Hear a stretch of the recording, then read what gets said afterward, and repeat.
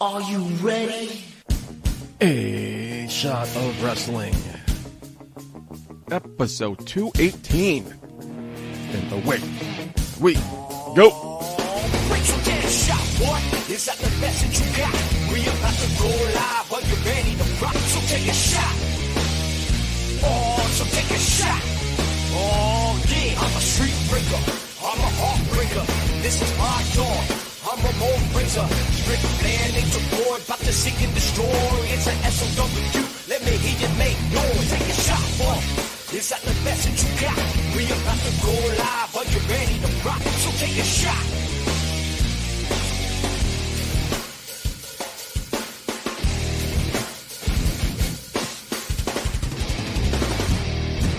Hello, everybody, and welcome to episode 218 of A Shot of Wrestling. I'm your host at Michael J. Putty. Unfortunately, my co-host Carson cannot be here, so filling in for him, Hollywood Mark Schwann. Mark, welcome back to the show. What are you talking about? I'm your co-host. Carson Niehoff was a guest. Nah, he kind of won us over. Remember last week at the end of the show, I said that he would be back next week. You wouldn't be? I thought you were joking. Oh, okay, yeah, I was joking. Wow. Mark, how you been? This is awkward. How you been, buddy? How's everything going? I mean, I was already in a bad mood, and now you just made me feel even worse. So thank you for that. You in a bad mood? What else is new? Yeah, I'm like Mr. Smiles usually, man. What are you talking about? Okay. Well, what's your problem? Say, Mark, what's your problem? I got a problem. I got a little bit of a problem right now. So the Emmy nominations came out this past week. Yeah, shout out to What We Do in the Shadows. Best comedy. What up? Fantastic. Well deserved. Right. Well, anywho. That was a big sarcastic? Okay, wow, asshole. I'm assuming you didn't vote for them? Listen. Okay, with the Emmys, kudos to them. There's a lot more black performers are getting nominated, trans as well. I think that's great. I think the spotlight definitely needs to be on that. My gripe is no Latino actors at all. And it had me really thinking about this because it was funny. Like the night before, I was asked a question, like, if someone would play me in a movie besides myself, who would I choose? And I really couldn't think of it. Rob Schneider. I'm just saying, I really couldn't think of anyone because, of how I look. I am part Latino, and with my age bracket as well, it's like, well, who would play me? I really can't really think of anyone. And then that happened. I'm like, holy crap. Latinos have been getting the short end of the stick. And it's been pissing me off. And it made me think even further about the auditions I get and the type of roles that come my way. It's always like thugs, prisoners, broken English, cooks, or whatever. It's always these stereotypical type of roles. It had me even thinking even deeper. So I go check it out. And, only 1% of Latino actors or actresses are in lead roles in all of Hollywood. Okay, I wasn't aware of that. Like, that is wild to me. And I just feel like, we talk about, like, all of these things of equality and everything. And I think Hollywood does have a responsibility to that, entertainment in general. And it annoys me that we're not getting as equal representation out there because, art imitates life, or life imitates art. So I feel like Hollywood does have a responsibility to that, to show that, the inclusiveness of all different races and categories in there. And I feel like they're failing. So that's my gripe. So is that a no on Rob Schneider? That's a big no on Rob Schneider. Damn. I think it's a perfect fit. Just like him. Say you can do it. Say you can do it. You can do it. Say perfect. Rob Schneider. What? I would not choose Rob Schneider. No offense to him. Oh, I would, definitely. You feel better now? He doesn't even look like me. He looks exactly like you. Not at all. He's not Latino. Yeah, but he looks just like you. Puffy cheeks, the beady little eyes. Puffy cheeks? What are you talking about? The triple chins. I do not have a couple of chins. That's a low blow, just fucking with you. Holy shit, man. You feel better to get off the chest? You feel better now? I do feel a little bit better. Not really. I want change, damn it. So I'm mad. I'm sorry I'm coming in hot, but I'm just mad about this. So, as a white guy, I don't feel like I have any say in this matter. So I'm going to ask you anyway. No, you could. Go ahead. Have some say. A couple of years ago, there's a big backlash with the Oscars because either nobody of color was nominated or maybe one person of color was nominated. But maybe, should we be forced to nominate people of color if they don't deserve it? No, here's the thing. My problem I think I'm going to cut you off right now because I think what you're saying, what I'm saying is two different things. you're saying people are upset black people didn't get nominated, but you're upset because Latinos aren't getting roles. So I think we're having two different arguments here, but it just seems like race is a big factor. And like as a white guy, I just don't understand like why is that a factor? Like why are Latinos not getting the roles? Like if you're an actor, you're an actor. Because Latinos aren't in power. Mostly it's white people in power. I understand that, but I'm speaking as someone that's partly white. Like, you know, I'm just saying, like, my problem isn't necessarily like, you know, oh wow, they're not getting nominated, and you know, there should be at least one of us getting nominated. No, my problem isn't that. You know, I think the best person for the job, the best performer should get nominated. The problem is, like, you know, it's just like there's the lack of diversity in casting in these shows in general. Again, we had this conversation when we talked about George Floyd a couple episodes ago. But why? Like, if I'm looking for like an actor to star in my movie, what issue does race play in casting? If you're a great actor, what does it matter what race you are? And it shouldn't. Like, you know, like I should have, but why doesn't? Roles. Why doesn't? I don't necessarily know, man. I don't necessarily know. Like, and it still, what bugs me too is like, all right, so you'll see on TV shows like white people interacting with white people. You'll see like a black show on, it's like black people interacting with black people. Or if there is like this like a rare occasion a Spanish show, it's Spanish people interacting with Spanish people. It's keeping it segregated, and it makes like people like watch it. Like, yes, no, that's right. That's how the way the world works. That's the way it should be. It's not like, you know, everyday life. You know, people are talking with other type of races and ethnicities. That's the way the world works. You know, in most cases. And I just want to see like more inclusion in that, like, you know, just more of like a melting pot, like real life, and hopefully things would get better in the real world, because I really do feel like Hollywood does have that role to play. I kind of felt stupid. Not that was it. It was pretty recently, a little embarrassing too recently. Like I grew up watching The Cosby Show, Martin, for Family Matters. I didn't think anything of it. I just loved those shows. Right, great quality family entertainment television. Until I heard somebody talking about black TV shows with black families. What do you mean black TV shows? You know, like The Cosby Show, Family Matters. I'm like, they're black TV shows? Like, I never thought it was a black family. It's a black TV show. I'm like, right. I never put that. I don't know if that makes me stupid or naive or gullible, but I'm like, well, I'm not looking at that as a black TV show. I just thought it was fucking hilarious. No, and good for you. And I don't know if I necessarily did either. I mean, it took a while. I mean, maybe it's because I've been quarantined for about 5 months now, and maybe I'm just like more woke to it. It's just like, you know, I grew up. You know, I have a French last name. I have a lot of white in me. I have pretty much all of Europe and Peruvian. Want some more? Oh. Easy, but like, you know, so I grew up kind of like whitewashed in a sense, and like, you know, I'm the worst Spanish speaker out there. And but like, I've visited Peru many times. I have family down there, and I have that connection to those roots.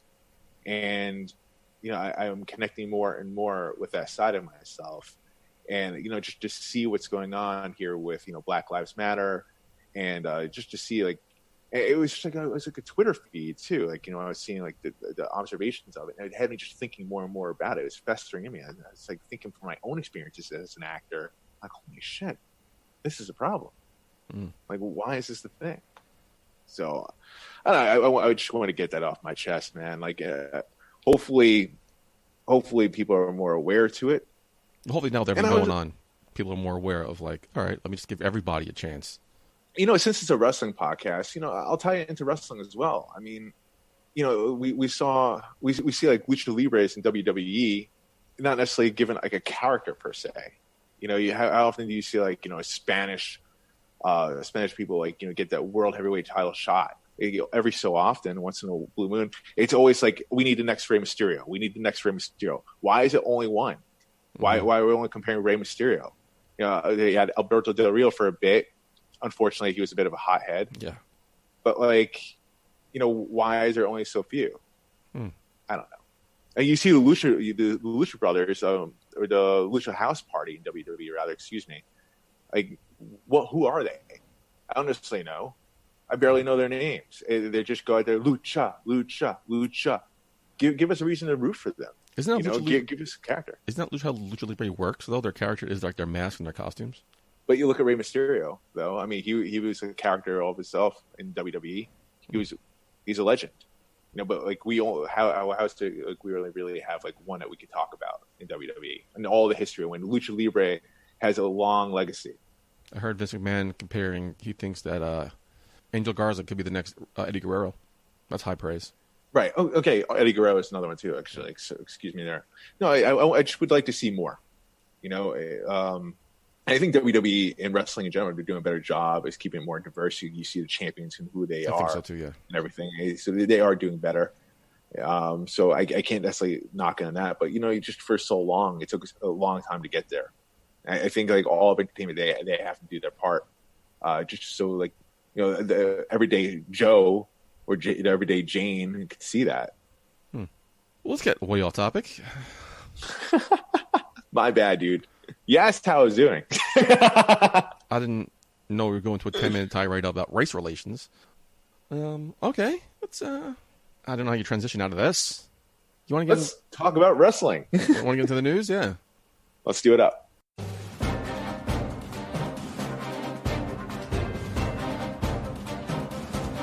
It's time for In the News with Michael J. Putty and Mark Schwab.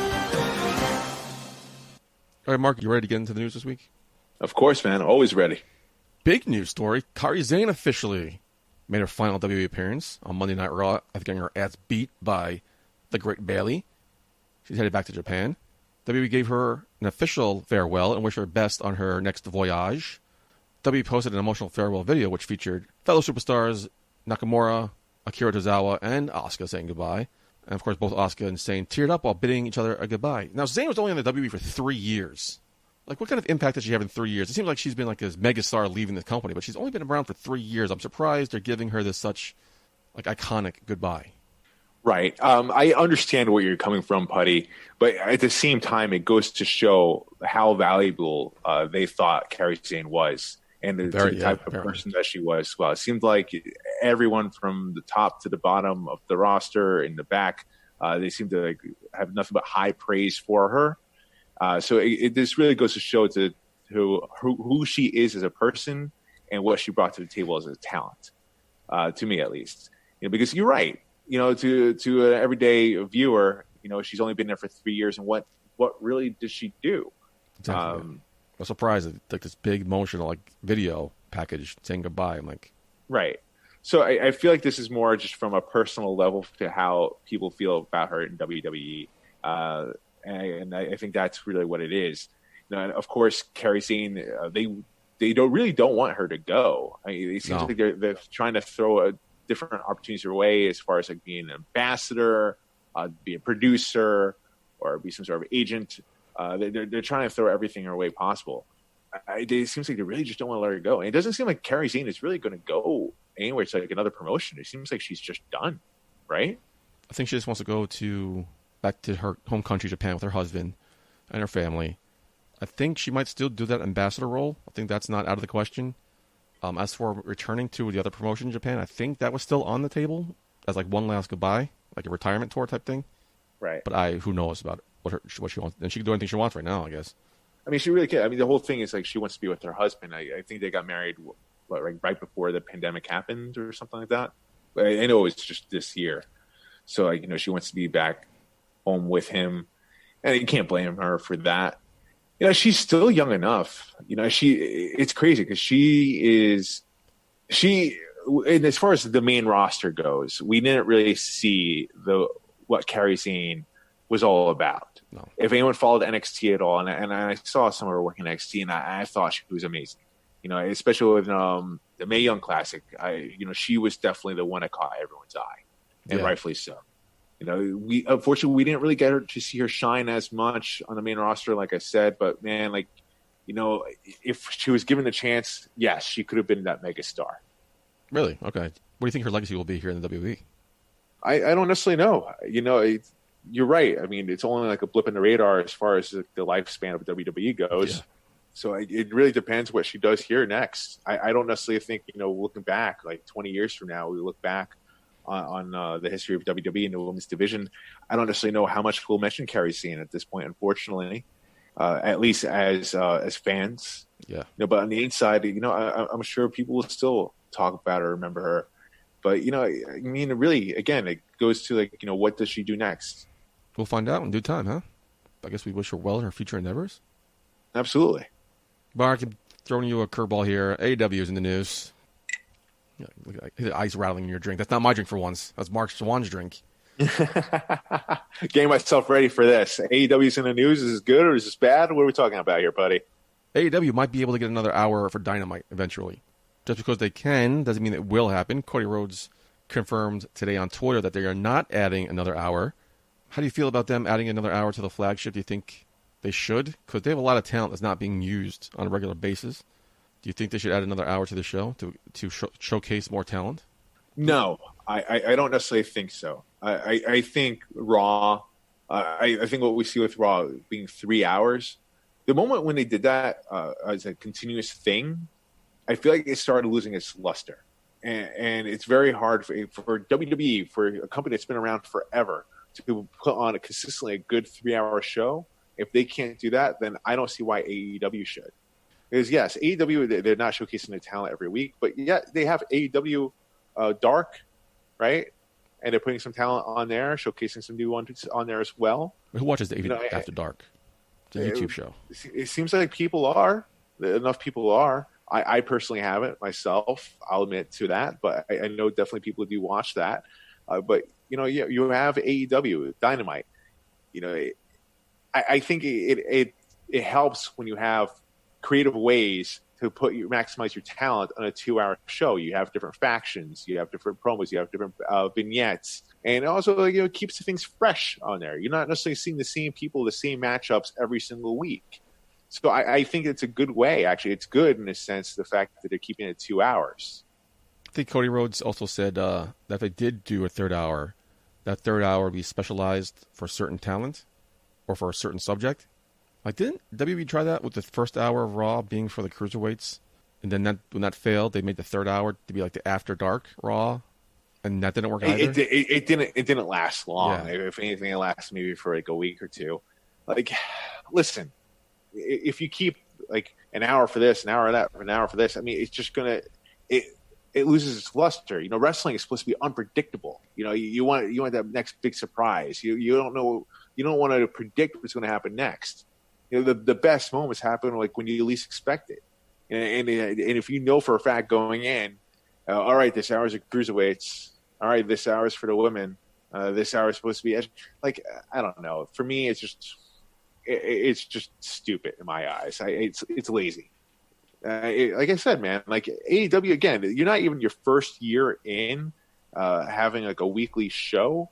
Introduce a third hour. I don't think you're ready for that, and I don't think it should happen. Hell, I still think Raw should go back to 2 hours, but they won't. They won't. Hopefully, maybe over time, AEW can add another show, not necessarily just Dynamite, and not necessarily just a YouTube show, but maybe like another actual show like SmackDown. Not yet. I don't think they're ready for that yet. Focus on what you have right now. Develop that roster. Showcase the talent that you have, and bring up those characters, play them up more, get us more involved. They've been doing a great job doing so. This is not a sprint; it's a marathon. AEW, they're doing a very good job, but they should treat us like Marvel, not necessarily DC. Play the long game.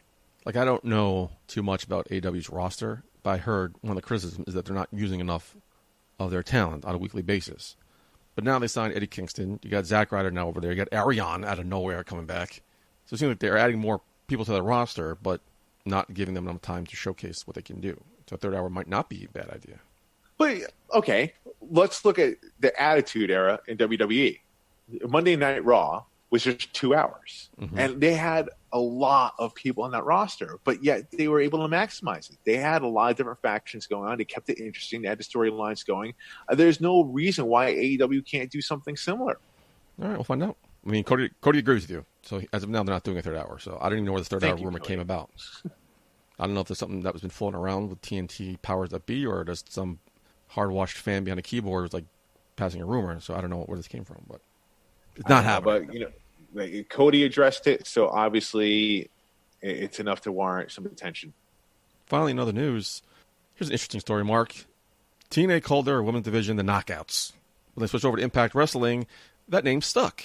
Well, some members of the roster now want to change the title of Knockouts, while some consider it a badge of honor. It's being reported that many people within Impact are in favor of doing away with the name, while others, such as Gail Kim, who is pretty much basically in charge of the women's division, want to keep it. The argument is that WWE renamed their Divas years ago, and Impact should do the same, while many people think Knockouts is not as offensive as Divas is, or was. Do you think Impact should change the name of the Knockouts division? Or is this like the PC police coming after us again?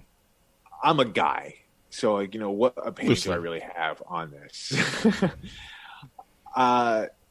You're in Hollywood, you know PC stuff and how marketing works, and I think it really depends on. They got rid of the name TNA because they thought it might turn people off because of the initials. Okay.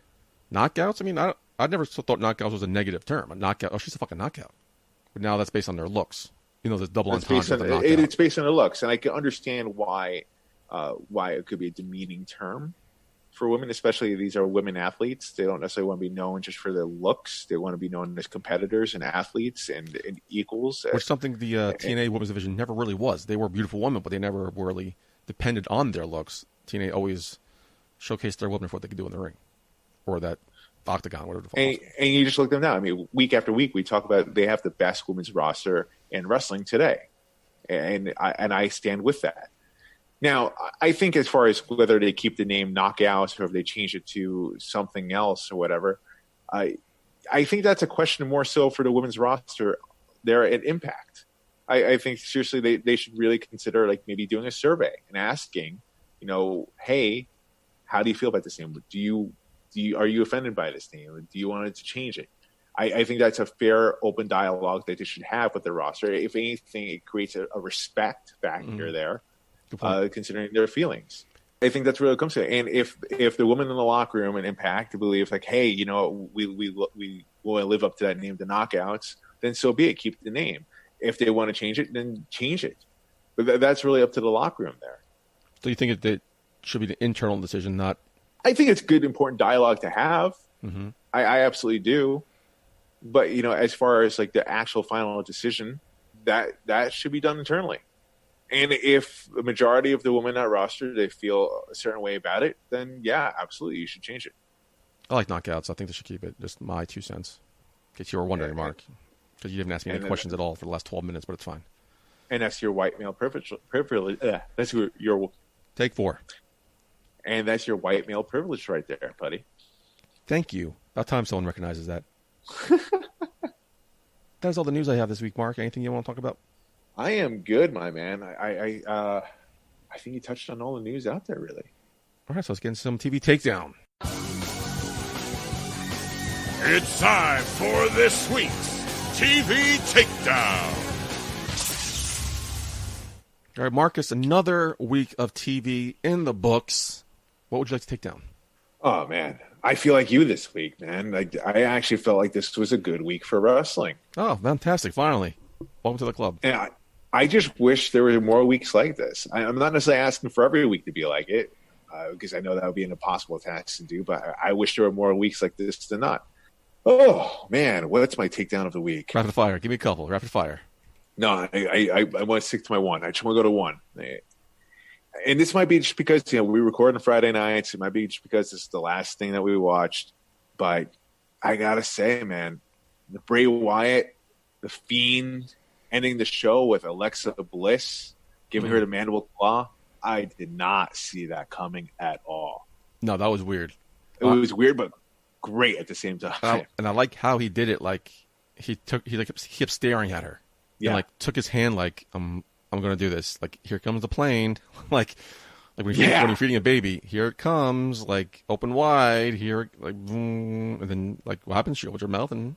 It was creepy, and it reminded me of I was expecting her to sell it a little more, maybe kick the legs, but she just laid there. I guess it's supposed to be paralyzed. I think it was believable. But yeah, it was believable. Alexa Bliss, her facial reactions were great. It reminded me of a horror film, pretty much, because she was frozen. In it was scary shit. Yeah, I was frozen. It was scary. And my wife turned to me, was your jaw was to the floor the whole time. I know, it was awesome. And we haven't seen moments like that with the Fiend in quite a while. Like those, like, what the fuck's he doing? Right. And we've never seen him attack a female competitor. Which is a little confusing because Alexa Bliss as Sister Abigail, she wasn't Right, there. and that's what I was going to say. She wasn't dressed as Sister Abigail. That was supposed to be a hallucination of Braun Strowman. So how does he see that? I mean, kayfabe here, like reality, everything's real. How does he know that? How does he see that? So she's not Sister Abigail. He imagined her as Sister Abigail because of their past relationship. So I'm like, where the fuck is this going now? Is he going to turn her into Sister Abigail? I don't know, man. It opens up the questions there, and it plays so well into the storyline. And I think that was like the one bright spot for me in that swamp fight was how they tied in the Alexa Bliss thing in there. Out of nowhere. That was great, yeah. Out of nowhere. And it also made sense because like Braun Strowman had that thing for her. They're in a mixed tag Mixed match challenge, please. Come on. Mixed match challenge, excuse me. So like this is definitely makes me more intrigued into the storyline to see where they go next. Kudos to them for I think that this was a bold move for WWE because they don't do a lot of intergender stuff like this, especially as creepy. It's taboo now. Yeah, as it was. So good job for that. Good job, and makes you want to come back next week. You haven't seen that too many cliffhangers. Like what happens next week now? I got to find out. No, great storytelling right there. And again, I mean, there was a lot in the week that originally I was going to choose, but seeing that I was like, nothing had my jaw to the floor like this, so I got to go with this. Yeah, to me it was like I feel like you this week was kind of slim pickings. Like I felt like little things here and there, nothing one big impact that stood out to me. I was really kind of surprised about the Sonya Mandy Rose beatdown. I'm still enthralled in the storyline. Like months later, that was a good beatdown, man. I'm still like sucked into this. I'm like, holy shit, this is awesome. The Gargano strong match on NXT, I thought that was no surprise there. A good match. I guess those two guys can go. What do you think of Wrestle House on Impact? Because this is one of the things I've been pushing. I'm pushing Impact, and then as an alternative. Like that's one thing with AEW. It's not an alternative. It's just another wrestling show. It's just like WWE before the PG era. But now you have this Impact thing that's doing this reality Wrestle House show. I'm like, oh, this is going to turn some people off. But not in the case with you, huh? I really enjoyed it. Actually, that was actually in consideration for my takedown of the week. Wrestle House, it was just so wacky and zany. Yeah, different, but not too much so. Enough so in the wrestling world where it's it was entertaining. Tommy Dreamer, the perfect as host. I love all the innuendos, those inside jokes they kept saying. The inside jokes were amazing. They hit. It was great timing. Tommy Dreamer has great comedic timing. Yeah. Oh, they were talking about something. Everyone's in the house, and someone said, "No way, Jose!" And he just popped in. We didn't sign him. That's fucking gold. It's something about Stone Cold or something like that. It was great. I was like, I thought it was gonna be cheesy last week when they first introduced it. I'm like, oh no, this is gonna turn people off. They're gonna throw egg in my face. But I'm like, wow, this is interesting. This is actually stupid, zany, fun. I haven't seen stupid stuff like this in a while. Fantastic. And I feel like they chose the right people to be in it. Yeah, when it first happened and Rosemary made people appear in the house, I'm like, oh, that's a good crew. And then she kept adding more people to it and more people to it. I'm like, this is a little much, but it worked. It all blends well together. Everyone's playing well off each other. It's fantastic. I'm curious. I feel like this is a smart move by Impact because they signed so many people in a short period of time that naturally it's going to bring new eyes to their product. Yeah, that's what I was worried. It's going to turn people off. No, here's what I'm thinking here. It's a great way to show who these characters are. Okay. Right away, I didn't necessarily know a lot of these people actually in there, but now I'm getting an inside look to who these characters are really. Which is what happens in reality shows, no? Which would happens in a reality TV show. Thank you. And I feel like it's a smart move. Yes, it's quirky, it's fun, it's meant to be that way. But I think at the same time, too, what they're really trying to do is, hey, here's an introduction to these characters. Yeah, very interesting. Very interesting. I'm curious that so far, great. I'm just hoping it keeps going. They don't drop the ball. What's the point of this? What's the point of Wrestle House? Do people get eliminated? Do people win something? I don't know. I got to find out next week. It's great. Well, I think from a business standpoint, I think maybe that's the point of it. Creative wise, we'll see what happens. I'm definitely intrigued. I'll stay tuned next week to see more of Wrestle House. And another note, huge props to Impact Wrestling for what they did on Thursday morning. Do you know what I'm talking about, Marcus? No, what did they do Thursday morning? Did you watch AEW Dynamite? Look who you're talking to, yeah. What was one of the standouts for you? Did it happen to be that MJF promo? Yeah, so MJF, that promo was, I was considering that also as my takedown moment of the week. I thought that was a fire promo. I'm like, am I going to pick an AEW moment for my TV takedown this week? What the hell? Wait, so you like that promo too? I thought it was good. Yeah, right. It was awesome. Something different. It was interesting. Until I'm at work Thursday morning, perusing the social medias, Marcus, Impact Wrestling posted the same exact promo from EC3 5 years ago. Almost verbatim. No way. Stop it. Same exact thing. Same exact concept. I'm like, what the I thought it was a joke. But then there was a sign, EC3 2015. The balloons were the same. The podium was the same. Had the same, like, I'm running to be your champion. You guys deserve better, blah, blah, blah. It was basically the same thing verbatim. Like, he wasn't, like, the way he was knocking John Moxley, he was kind of knocking Kurt Angle. Oh, my God. No way. Check it out at Michael J. Putty or Impact Wrestling on social medias.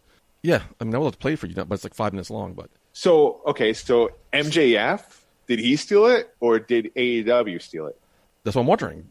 But, like, this is a professional wrestling. People borrow or steal from stuff. But Are you almost saying verbatim? almost practically verbatim. Like, it was the same exact promo. Like dropping like Stone Cold references and all that? Or I think he mentioned, not Stone Cold, but like he mentioned the WWE, basically. Props to Impact for catching that and like, oh, we did this first. Let's put it out there to say, hey, if you like that, you're going to like this. Especially with EC3 backing out of the company. I'm like, wow, this is amazing. Shots fired. Yeah. Good for Impact. Great for Impact. I was like, wow, this is, like you said, shots fired. I couldn't think of the phrase, but that was the phrase I was looking for. Fantastic. Good job for Impact standing their ground like, yeah, we did this first. Yeah. And like, it's not like it was like a copy. It was almost an exact replica. Wow. I have no words for that because, like, you know, I saw this promo. I was like, my God, this MJF is just so freaking good, man. Mm-hmm. Like, he's a natural talker, natural heel. Like, it was a very well done promo. Got me behind him. Do I want to play it for you now? If you can. You should really follow me on social media. I do a good job sometimes. I do follow you on social media. I didn't see it, though. I stand here before you not as a man, but as an ideal. Because today is a day that will live in infamy. You suck, Chance. No longer will you see EC3 as a conquering hero that he is, but you will see him as something more. A unifier with golden aspirations. Watch as I unite the divided, those that cheer and those that jeer. Those that chant, you can't wrestle, and those that chant, yes, he can.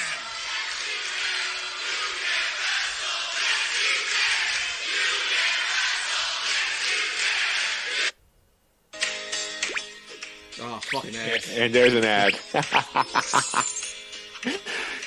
Fucking hate.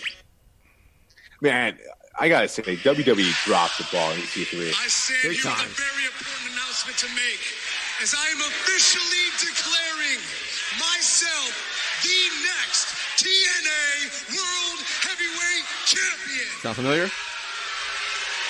It absolutely does. EC3 2015.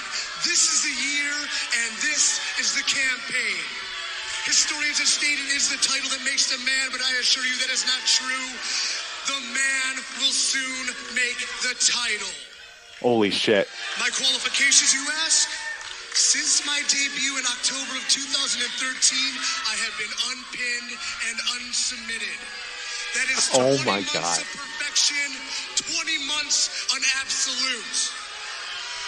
I have been baptized by blood, fighting off enemies in their own land, and I have defeated every TNA Hall of Famer that there is. Sting, Bully Ray, and the incumbent champion himself, Kurt Angle. There is no candidate better suited than I to hold this title, to take this company in the future for the next for the next 8 years. Oh my God. MJF did. If you feel my credentials are not enough, let's take a look at the statistics. Because EC3 2015 is a grassroots campaign, and we're going to start right here in Florida, baby. You can start with Florida. Watch as I become champion. Projected numbers are going to take place because unemployment will go down 79%, while unmotivated children and lazy millennials will go down a whopping 67%. I love this speech too. These United States will become Carter country. No longer red, no longer blue, golden, united as one. One star to represent 50. The hardcore American icon leading the charge. I'm at a loss for words. As world champion, I will take this title worldwide. I will take this title, shoot it into space with myself, leading the charge. I will defend it in orbit. I will defend it on the moon. I will defend it on Mars. Martians, take notice. I'm coming for you. I'd like to conclude saying one thing.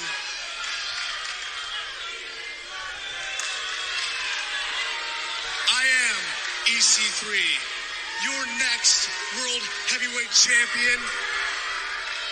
God bless TNA Wrestling.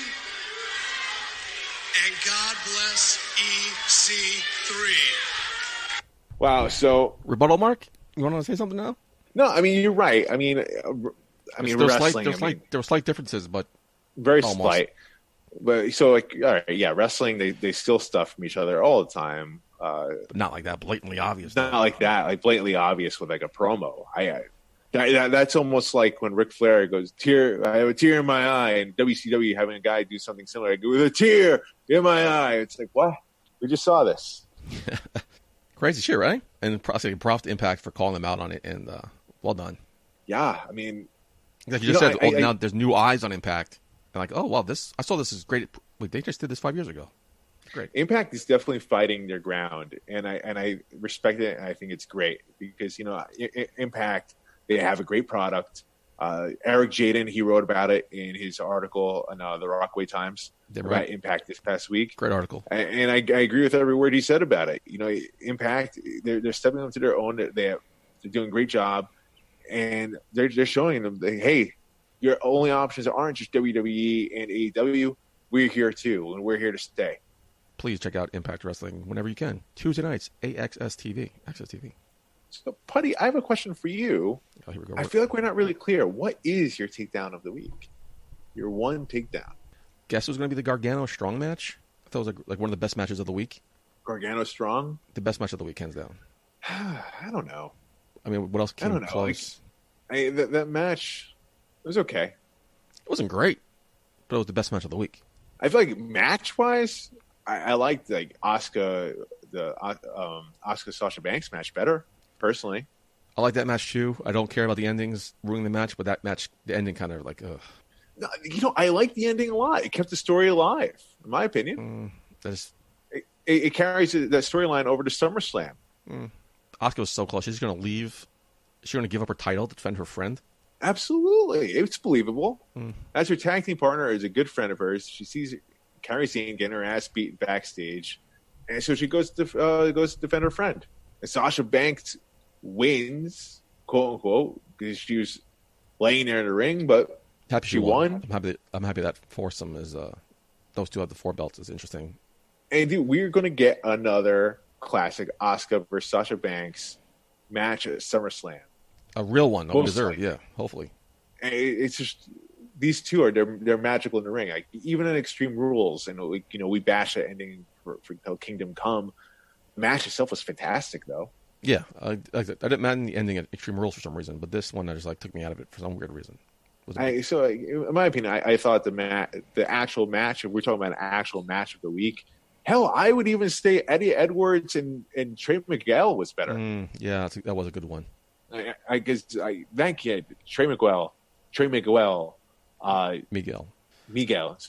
got Trey Miguel he's just impressed me, man, so much. Out of nowhere. He's That coming guy. out of nowhere. He's like one of those Oh, my pothead rascals. There's a stupid and have fun and joke around.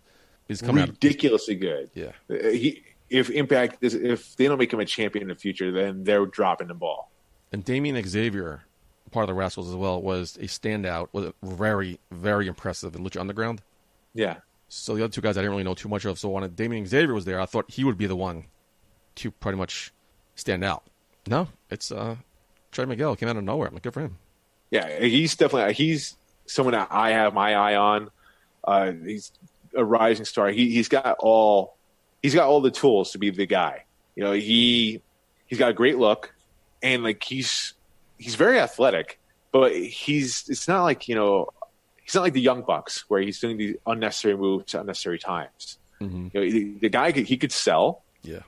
And then he picks his spot. So kind of like AJ Styles or Shawn Michaels. Like he'll show his athleticism at the right time and with purpose. It's funny because Madison Rayne said people were comparing him to be the next AJ Styles here in Impact. See, there you go. Yeah, so interesting. So yeah, that was a good one. I totally forgot about that. That was a good match too, and for a championship. What a way to start off Impact. Exactly, for the championship as well. So I do have some bad news for you, Mark. What's up? A couple of my TV shows are coming back next week, and of course they're both on Wednesdays. So I can't record both NXT and AEW now. So I'm going to have to give up one up. Oh, cool. Give up NXT. Yeah, please, come on. It's a far better show. So AEW might have to watch on that app, the TNT app. They say it's available.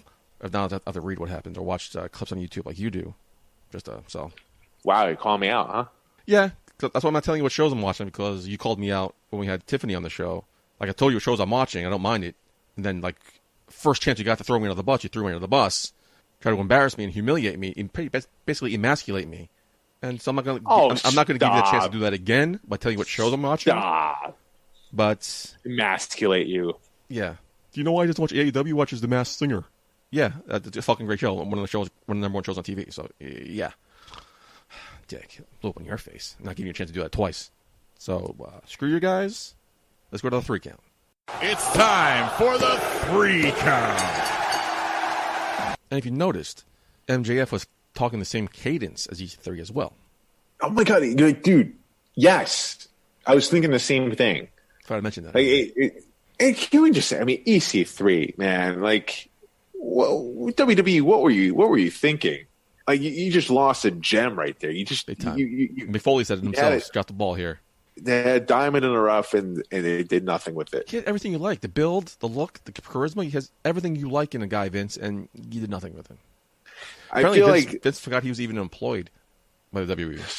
I just read the headline. I didn't read the article. I just read that headline. Vince wasn't aware EC3 was on the roster.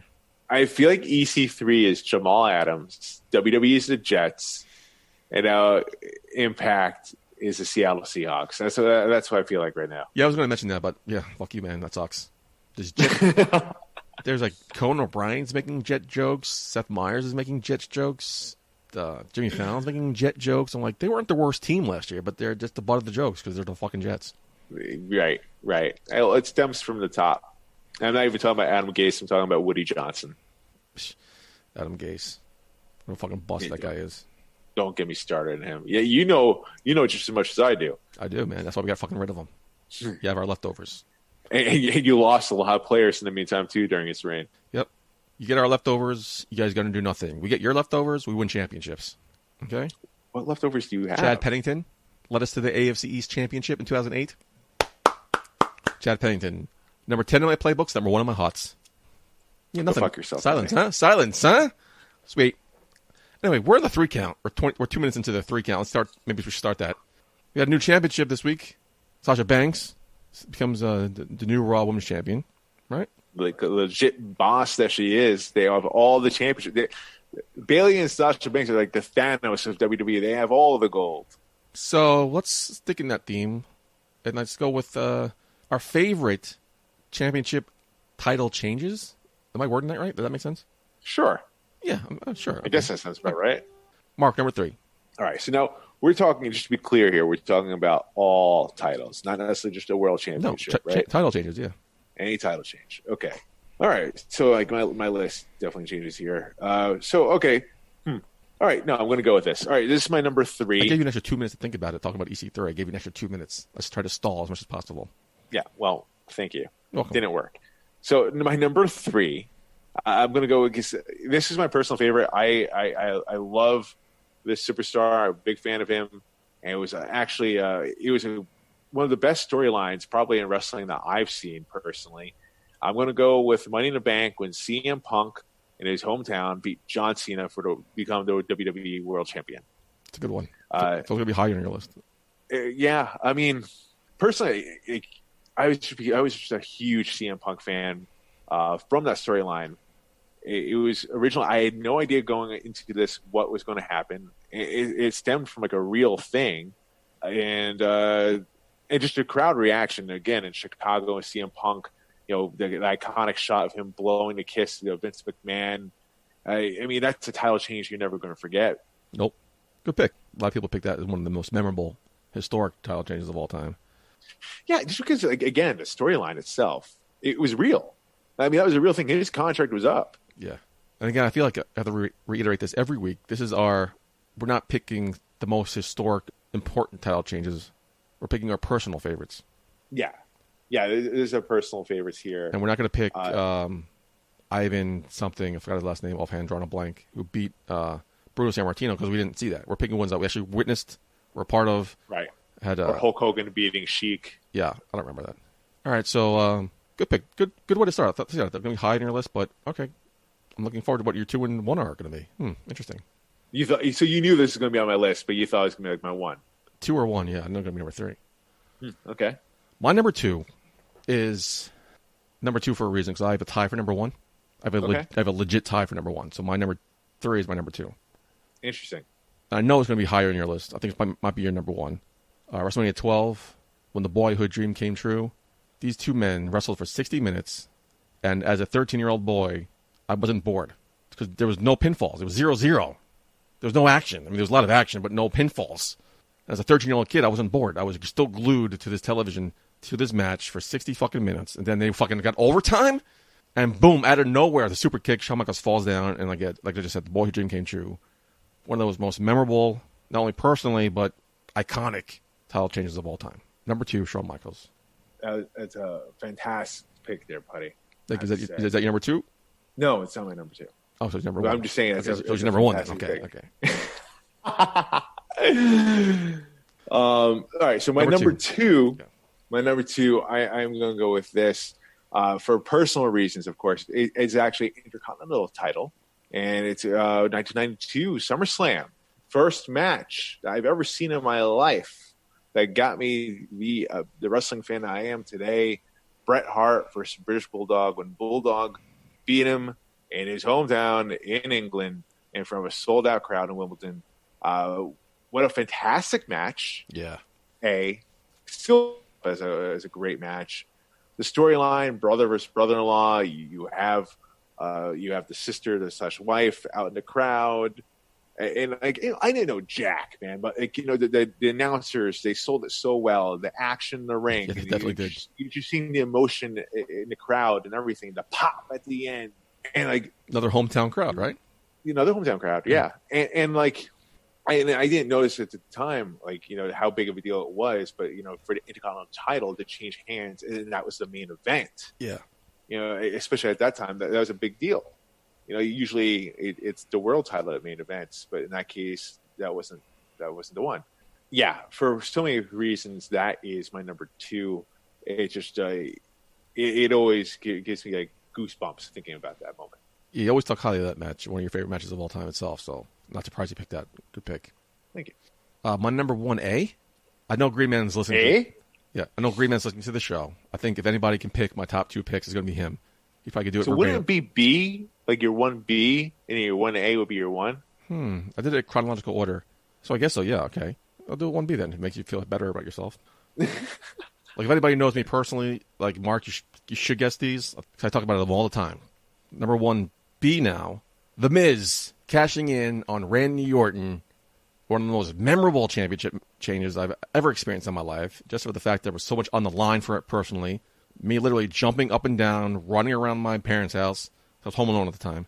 It was just, I couldn't believe this drunken prediction I made months ago came to fruition when Miz was a nobody back then. And here he is, 6 months later, world champion? Fan-fucking-tastic. Great fucking job.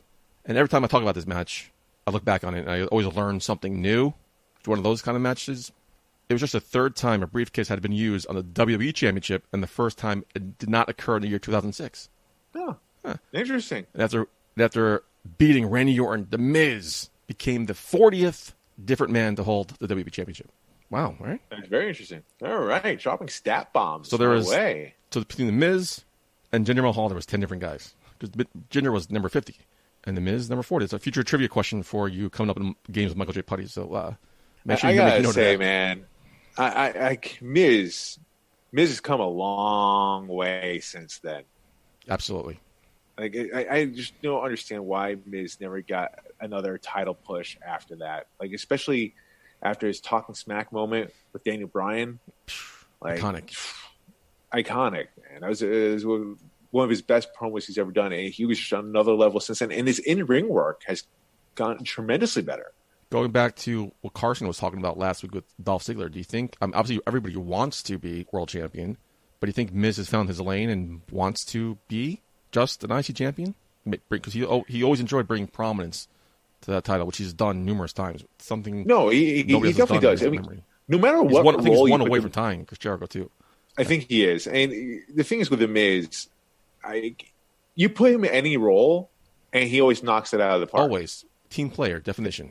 Tag team, Intercontinental, World Champion. U.S. Champion, yeah, great. U.S. Champion, he's a fantastic ambassador Huge for that company. The dude, he looks great. Yeah. Looks like he's never aged.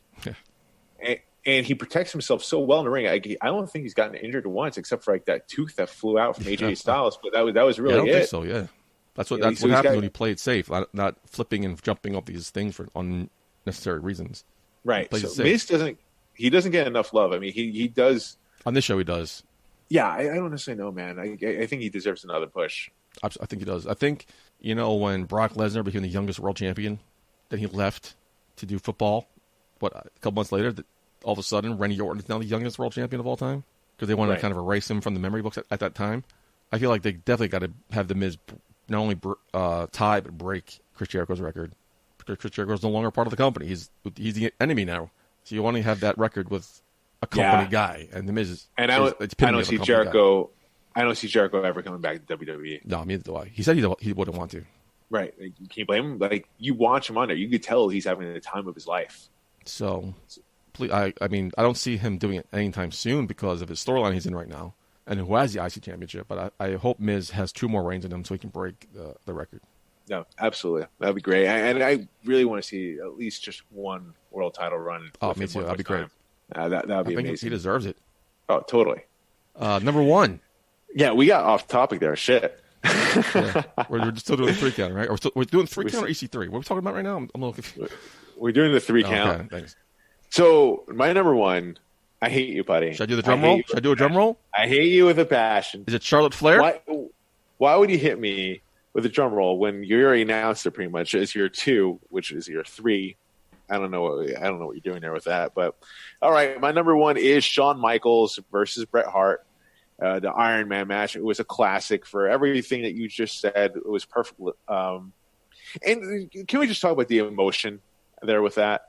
Yeah, of course. I mean, I was a big Shawn Michaels fan. He brought you in. With the whole concussion angle.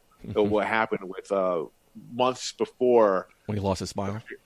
When he lost his smile. No, that was even before that. The concussion, when he was jumped at a club. That's when he lost his smile. Competed. No, he lost his smile because of his knee. No, yeah. Yeah. Oh, I thought it was when he got jumped when he had to give up the title. No, so he was jumped and then he fought Owen Hart on a Monday Night Raw, closed off the show because he collapsed. Never forget that. Never forget that. And then he was off TV for God knows when. It came back as a big surprise in Royal Rumble, won it, and have this classic Iron Man match that probably one of the best matches that we've seen of all time. Definitely the best Iron Man match I've ever seen. If you want to see 2 guys go at it for an hour, these are the 2 guys to do it. Shawn Michaels, Bret Hart in their prime. Again, an hour with no pinfalls. with no pinfalls, nothing. And it's not like it was 2-2, 3-3, a tie. No, it was 0-0. And very well paced, I have to add. Yeah. Of course you had to. Yeah. They had to. They pace so well. But, like, can we just talk about the emotion at the end of that? So, as a fan, I just brought you through that journey, went down memory lane here with Shawn Michaels, the story of him. And, you know, the boyhood dream comes true. The commentary was great for that moment. And you just see the emotion when he beat Shawn Michaels, a 3-count he beat Bret Hart, the 3-count happens. And he just rolls over, tears in his eyes, legit tears in his eyes, holding that championship. Just like bowing down with it. I mean, Jesus Christ, man. You have to have, like, no heart to not love that championship win. And also going back to, I think we talked about our favorite entrances, him coming down the fucking zip line. Yeah. Great match.